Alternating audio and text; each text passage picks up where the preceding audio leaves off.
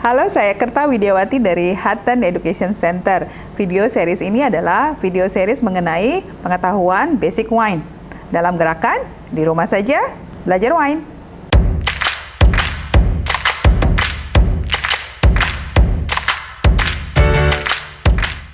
Pada sesi ini, kita akan belajar beberapa jenis anggur. Jenis anggur banyak sekali teman-teman, dan penyebutannya bisa jadi dari satu negara atau satu region ke region lain, penyebutannya bisa berbeda. Kita akan belajar beberapa jenis anggur yang banyak ditemukan di hampir di semua region.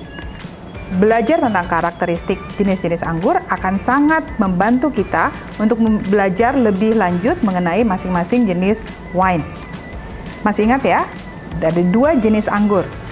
Anggur warna putih dan anggur warna merah, white grape dan red grape. Oke, sekarang kita akan mulai dari white grape terlebih dahulu. Ketika kita bicara white grape, salah satu grape yang sangat terkenal dan hampir kita bisa temukan di banyak tempat adalah Sauvignon Blanc. Oke, Sauvignon Blanc mempunyai karakteristik yang sangat unik, mempunyai light body. Masih ingat pelajaran tadi ya? Karakteristiknya light in body, mempunyai acidity yang tinggi, high acidity. Sekarang bagaimana dengan flavor karakteristiknya? Sauvignon Blanc karakteristik adalah yang pertama, green apple, kemudian lemon. Kita juga bisa menemukan non-fruit karakter sebagai karakteristik dari Sauvignon Blanc. Yang sangat identik dengan Sauvignon Blanc adalah yang pertama, asparagus. Bisa ya? Ada rasa, aroma dari asparagus di dalam wine. Selain asparagus, yang bisa kita temukan di dalam Sauvignon Blanc adalah green bell pepper, paprika hijau. Datangnya dari mana? Penjelasan mengenai flavor tadi datang berdasarkan karakteristik dari buahnya sendiri. Influence dari terroir terhadap jenis anggurnya.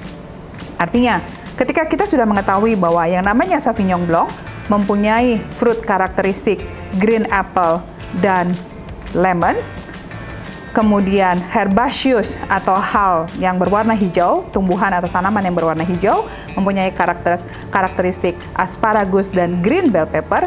Pada saat kita mencicipi wine dan kita menemukan aroma dan flavor tersebut, kita bisa conclusionkan bahwa wine yang kita cicipi adalah Sauvignon Blanc. Jenis white grape yang kedua yang akan saya bahas adalah Riesling. Riesling sangat terkenal terutama di Jerman atau di Alsace, salah satu region di Prancis. Bagaimanakah karakteristik dari Riesling? Riesling karakteristiknya adalah light in body, high acidity. Oke? Apakah aroma atau flavor komponen yang ada di dalam Riesling? Yang pertama adalah lime. Yang kedua floral, bau aroma bunga. Riesling merupakan salah satu jenis anggur white wine yang mempunyai aromatik yang sangat tinggi. Aromanya sangat aromatik sekali. Oke? Nah, tadi lime, floral. Kemudian Riesling bisa dibuat mulai dari stylenya dry sampai dengan sweet. Flavor komponen apakah yang akan keluar ketika Riesling dibuat dengan style sweet? Flavor komponennya akan sampai kepada buah peach. Itu adalah karakteristik dari Riesling. Jenis anggur white grape yang ketiga yang saya ingin sharing dengan teman-teman adalah Chardonnay. Chardonnay sangat menarik karena Chardonnay bisa tumbuh di tempat yang dingin tapi bisa juga tumbuh di tempat yang panas. Chardonnay salah satu jenis anggur yang neutral, artinya bisa banyak sekali influence yang dilakukan terhadap Chardonnay. Oke, mempunyai kemampuan untuk di aging di oak barrel, tapi bisa juga dibuat hanya dengan simple menggunakan stainless steel tank untuk mengeluarkan karakteristiknya. Sekarang, bagaimanakah body dari Chardonnay? Chardonnay badinya bisa medium sampai ke full body. Acidity-nya high in acidity. Sekarang flavor komponennya seperti apa? Flavor komponen yang ada di Chardonnay adalah yang pertama, green apple, lemon, pineapple, bisa juga peach. Tergantung dari manakah Chardonnay tadi ditanam. Kalau dia ditanam di tempat yang cool climate atau tempat yang dingin, flavor komponennya hanya akan keluar green apple, paling banyak sampai dengan peach in karakter. Tapi kalau dia ditanam di tempat yang panas, apa yang terjadi? lemonnya masih ada, green apple-nya ada, akan flavor keluar yaitu tropical fruit sebagai bagian dari fotosintesis, pengaruh dari tempat yang lebih panas. Cukup menarik tadi saya sampaikan, Chardonnay bisa dibuat juga di oak barrel. Pada saat Chardonnay dibuat di oak barrel, flavor komponen yang mungkin keluar adalah vanilla. Cukup menarik ya, Chardonnay. Oke, kita sudah belajar beberapa jenis anggur warna putih atau white grape. Kita sekarang akan berpindah belajar mengenai beberapa jenis anggur berwarna merah atau red grape. Yang pertama, Pinot Noir.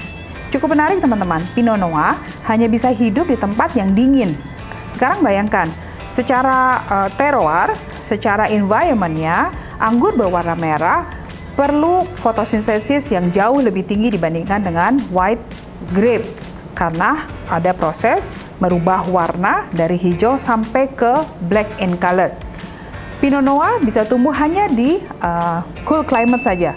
Artinya, secara komposisi, warnanya lebih light, acidity-nya tinggi, taninnya karena warnanya light, taninnya rendah.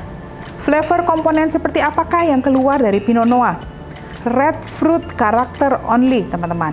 Jadi, buah-buahan yang bisa kita dapat dari Pinot Noir, flavor komponennya adalah mulai dari strawberry, red cherry, raspberry, buah-buah yang berwarna merah.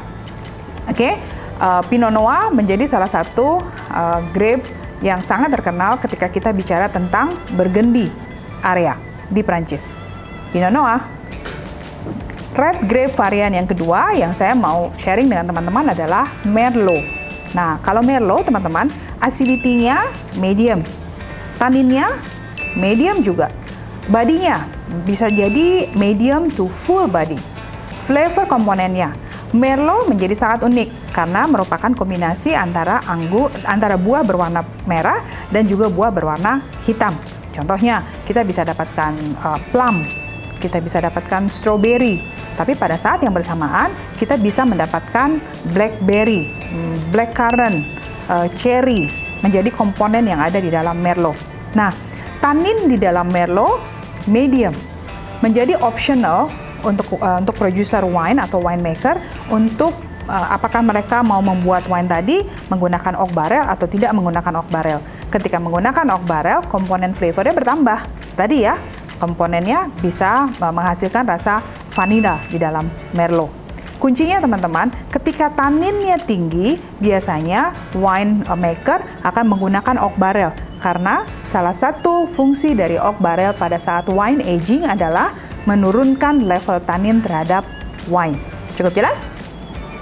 Berikutnya, jenis anggur warna merah yang ketiga, Cabernet Sauvignon.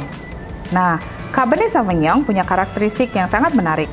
Cabernet Sauvignon mempunyai body yang full body, high acidity, high in tannin. Flavor karakteristiknya hanya black fruit karakter saja. Mulai dari blackcurrant, ada juga dark cherry, tapi bisa juga ada flavor non-fruit karakter. Contohnya mint, kemudian green bell pepper atau paprika hijau tadi. Menjadi balik lagi optional dan sangat common untuk Cabernet Sauvignon aging di oak barrel menghasilkan rasa vanilla di dalam wine-nya. Nah, tadi kita belajar tentang Merlot. Sekarang kita belajar tentang karakteristik dari Cabernet Sauvignon. Kalau teman-teman familiar dengan istilah Bordeaux Blend adalah blending antara Merlot dan Cabernet Sauvignon. Berikutnya, kita akan membahas jenis dari anggur merah yang keempat, yaitu Shiraz. Penyebutannya ada Shiraz, ada Syrah. Sama saja teman-teman, itu adalah jenis anggur yang sama, hanya penyebutannya berdasarkan regionnya saja yang membuat dia berbeda. Kalau disebutkan Shiraz, terutama dari negara Australia atau disebut juga di beberapa negara, terutama di New World Wine Region. Sementara penyebutan Syrah biasanya disebutkan terutama di Old World Region, Prancis contohnya. Oke, sekarang bagaimana karakteristik dari Shiraz? Shiraz mempunyai karakteristik medium acidity, high in tannin, full body. Oke, high tannin, full body. Karakteristik apakah yang ada di dalam Syrah atau Shiraz? Terutama black fruit karakter. blackberry, blackcurrant, dark cherry ada di dalam Shiraz atau Syrah. Ada satu identik karakteristik yang ada di dalam Syrah atau Shiraz, yaitu black pepper. Kalau ada black pepper, berarti wine-nya rasanya agak pedas ya. Nah, itu menjadi sangat identik terhadap Syrah. Ketika kita meminum Shiraz atau Syrah, kita bisa mencicipi wine-nya lebih spicy dibandingkan dengan wine yang lainnya. High in tannin. Sudah pasti banyak sekali producer wine menggunakan oak barrel pada saat aging Syrah atau Shiraz. Oke, kita sudah belajar beberapa jenis anggur. Anggur berwarna putih. Tadi kita sudah belajar tentang Sauvignon Blanc, Riesling, dan Chardonnay. Kita juga sudah belajar beberapa jenis dari anggur berwarna merah, seperti Pinot Noir, Merlot, Cabernet Sauvignon, dan Syrah atau Shiraz. Banyak sekali jenis anggur lain yang kita harus pelajari, teman-teman. Tidak ada pilihan, harus dipelajari. Karena nanti pengetahuan mengenai karakteristik dari setiap jenis anggur akan sangat membantu kita pada saat kita belajar mengerti bagaimana wine berdasarkan grape variety-nya. Mudah-mudahan videonya membantu. Tetap semangat, tetap belajar ya. Demikian session ini. Semoga bermanfaat. Jangan lupa like, share, dan subscribe dari video ini untuk memastikan bahwa teman-teman akan selalu mendapatkan series dari video kita belajar mengenai basic wine. Di rumah saja, belajar wine.